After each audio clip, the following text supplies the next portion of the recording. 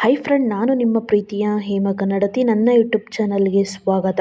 ಇವತ್ತು ನಾನು ಮಾಡ್ತಿದ್ದೀನಿ ತುಂಬಾ ರುಚಿಕರವಾದ ಹುರ್ಗಡ್ಲೆ ಚಟ್ನಿ ಪುಡಿ. ಬನ್ನಿ, ತುಂಬ ಚೆನ್ನಾಗಿರುತ್ತೆ. ಬಿಸಿ ರೈಸ್ ಜೊತೆ ತುಪ್ಪ ಹಾಕೊಂಡು ತಿಂದರೆ ತುಂಬ ಚೆನ್ನಾಗಿರುತ್ತೆ. ಬನ್ನಿ ಈಗ ಹೇಗೆ ಮಾಡೋದು ಅಂತ ನೋಡೋಣ. ನೋಡಿ, ನಾನೊಂದು ಸ್ಪೂನಷ್ಟು ಧನಿಯಾ ಕಾಳು ತೊಗೊಂಡಿದ್ದೀನಿ, ಧನಿಯಾ ಬೀಜ. ಒಂದು ಸ್ಪೂನಷ್ಟು ಜೀರಿಗೆ ತೊಗೊಂಡಿದ್ದೀನಿ. ನಾನೊಂದು ಬಟ್ಲಷ್ಟು ಹುರ್ಗಡ್ಲೆ ತೊಗೊಂಡಿದ್ದೀನಿ. ನೋಡಿ, ಒಂದು ಬಟ್ಲಷ್ಟು ನಾನು ಕೊಬ್ಬರಿ ತೊಗೊಂಡಿದ್ದೀನಿ. ನೋಡಿ, ನಾನೊಂದು 10 ಒಣಮೆಣ್ಸಿಕಾಯಿ ತೊಗೊಂಡಿದ್ದೀನಿ. ಒಂದು ಬಟ್ಲಷ್ಟು ಕರಿಬೇವು ತೊಗೊಂಡಿದ್ದೀನಿ. ಬೆಳ್ಳುಳ್ಳಿ ತೊಗೊಂಡಿದ್ದೀನಿ. ಒಂದು ಸ್ಪೂನಷ್ಟು ಅರಿಶಿಣ ತೊಗೊಂಡಿದ್ದೀನಿ. ಒಂದು ಸ್ಪೂನಷ್ಟು ಕಡಲೆಬೇಳೆ ತೊಗೊಂಡಿದ್ದೀನಿ. ನಾನು ಹುಣಸೆಹಣ್ಣು ತೊಗೊಂಡಿದ್ದೀನಿ, ಒಂದು ನಿಂಬೆಹಣ್ಣು ಗಾತ್ರದಷ್ಟು. ಬನ್ನಿ ಈಗ ಹೇಗೆ ಮಾಡೋದು ಅಂತ ನೋಡೋಣ. ನೋಡಿ, ಈಗ ನಾನು ಬೆಚ್ಚಗಾಗೋ ತನಕ ಫ್ರೈ ಮಾಡ್ಕೊಳ್ಳೋಣ. ಒಂಚೂರು ಕಲ್ಲರ್ ಬರಬೇಕು. ಕಡಲೆ ಅಂತ ತನಕ ಒಂದು ಸ್ವಲ್ಪ ಹುರ್ಕೊಳ್ಳೋಣ. ಸಣ್ಣೂರಿಲೇ ಹುರ್ಕೋಬೇಕು, ತುಂಬ ಚೆನ್ನಾಗಿರುತ್ತೆ. ನೋಡಿ, ಈಗ ನಾನು ಕಡಲೆಬೇಳೆ ಹಾಕ್ಕೋತಾ ಇದ್ದೀನಿ. ಕಡಲೆಬೇಳೆನೂ ಒಂದು ಸ್ವಲ್ಪ ಕಲ್ಲರ್ ಬರೋ ತನಕ ಹುರ್ಕೊಳ್ಳೋಣ. ನೋಡಿ, ಹುರ್ಕೊಂಡು ಮಾಡೋದ್ರಿಂದ ತುಂಬ ಚೆನ್ನಾಗಿರುತ್ತೆ. ನೋಡಿ, ನಾನೀಗ ಧನಿಯಾ ಬೀಜ ಹಾಕ್ಕೋತಾ ಇದ್ದೀನಿ. ಧನಿಯಾ ಬೀಜನೂ ಸುಮ್ಮನೆ ಒಂದು ಸ್ವಲ್ಪ ಬೆಚ್ಚಗಾಗೋ ತನಕ ಹುರ್ಕೊಳ್ಳೋಣ.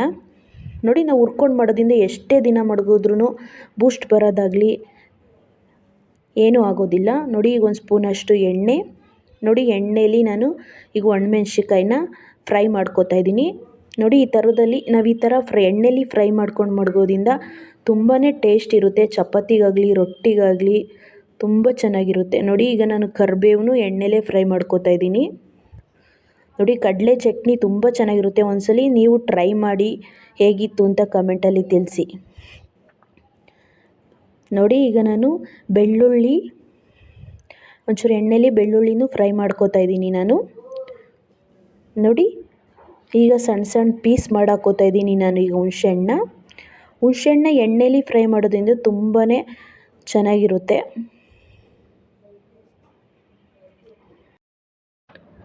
ನೋಡಿ, ಎಣ್ಣೆಲಿ ಫ್ರೈ ಮಾಡಿದ್ದಾಯಿತು. ಈಗ ಒಂದು ಬಟ್ಲಿಗೆ ಇಟ್ಕೊಳ್ಳೋಣ. ನೋಡಿ, ನಾನೊಂದು ಸ್ಪೂನಷ್ಟು ಅರಿಶಿಣ, ಒಂದು ಸ್ವಲ್ಪ ಎಣ್ಣೆಲಿ ಅರಿಶಿಣನೂ ಫ್ರೈ ಮಾಡ್ಕೊಳ್ಳೋಣ. ನೋಡಿ, ಜೀರಿಗೆ. ನೋಡಿ, ಅರಿಶಿಣ ಮತ್ತು ಜೀರಿಗೆಯಲ್ಲಿ ನೋಡಿ, ಈಗ ನಾನು ಕೊಬ್ಬರಿ ಹಾಕ್ಕೋತಾ ಇದ್ದೀನಿ. ಕೊಬ್ಬರಿನೂ ಒಂದು ಸ್ವಲ್ಪ ಕಲ್ಲರ್ ಬರೋ ತನಕ ಫ್ರೈ ಮಾಡ್ಕೊಳ್ಳೋಣ. ತುಂಬ ಚೆನ್ನಾಗಿರುತ್ತೆ ಕೊಬ್ಬರಿನ ಫ್ರೈ ಮಾಡ್ಕೊಳೋದ್ರಿಂದ. ನೋಡಿ, ಒಂದು ಸ್ವಲ್ಪ ಕೆಂಪು ಕಲರ್ ಬರಬೇಕು ಅಂತ ತನಕ ಫ್ರೈ ಮಾಡ್ಕೊಳ್ಳೋಣ.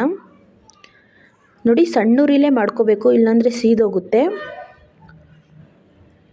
ನೋಡಿ, ಇಷ್ಟು ಕಲ್ಲರ್ ಬಂದರೆ ಸಾಕು. ನೋಡಿ, ಈಗ ನಾನು ಅವಾಗೆ ಕರ್ಕೊಂಡಿದ್ದ ಒಣಮೆಣ್ಸಿಕಾಯಿ ಹಾಕ್ಕೋತಾ ಇದ್ದೀನಿ. ಕರಿಬೇವು ಹಾಕ್ಕೋತಾ ಇದ್ದೀನಿ ನಾನು. ಬೆಳ್ಳುಳ್ಳಿ.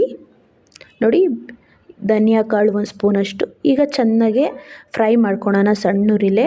ನೋಡಿ, ಈ ಥರ ಫ್ರೈ ಮಾಡ್ಕೊಳೋದ್ರಿಂದ ತುಂಬಾ ಟೇಸ್ಟ್ ಇರುತ್ತೆ ಕಡಲೆ ಚಟ್ನಿ ಪುಡಿ. ನೀವು ಟ್ರೈ ಮಾಡಿ, ಈ ಥರ ತುಂಬ ಚೆನ್ನಾಗಿರುತ್ತೆ. ನೋಡಿ, ಸಣ್ಣೂರಿಲೇ ಫ್ರೈ ಮಾಡ್ಕೋಬೇಕು ಚೆನ್ನಾಗೆ. ನೋಡಿ, ಒಂದು ಸ್ವಲ್ಪ ತಾರಕ್ಕೆ ಬಿಟ್ಬಿಡೋಣ. ನೋಡಿ, ಆರಿದೆ.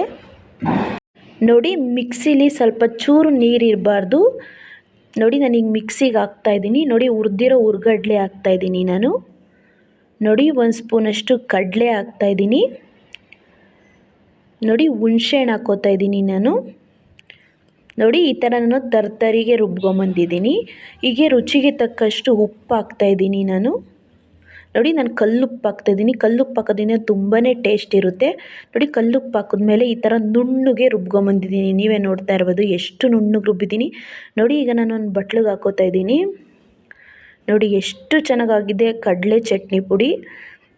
ನೋಡಿ, ಎಷ್ಟು ಚೆನ್ನಾಗಾಗಿದೆ, ಎಷ್ಟು ನುಣ್ಣಗೆ ರುಬ್ಬಿದ್ದೀನಿ. ತುಂಬಾ ಚೆನ್ನಾಗಿರುತ್ತೆ. ಬಿಸಿ ರೈಸ್ ಜೊತೆ ತುಪ್ಪ ಹಾಕಂತಿದ್ರೆ ತುಂಬ ಚೆನ್ನಾಗಿರುತ್ತೆ. ನೀವು ಟ್ರೈ ಮಾಡಿ ಹೇಗಿತ್ತು ಅಂತ ಕಮೆಂಟಲ್ಲಿ ತಿಳಿಸಿ. ತುಂಬ ಚೆನ್ನಾಗಿರುತ್ತೆ ರೊಟ್ಟಿ ಜೊತೆ, ಚಪಾತಿ ಜೊತೆ.